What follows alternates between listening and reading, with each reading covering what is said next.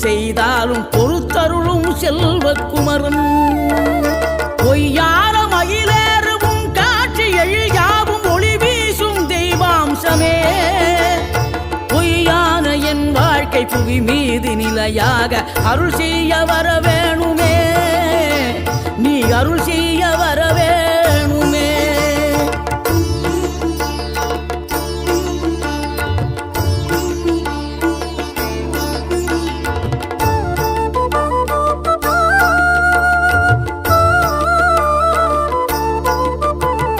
இகழ்தலையும் புகழ்தலையும் ஒரு முகமாய் கருதும்படி செவி உரைத்த முத்துக்குமரன்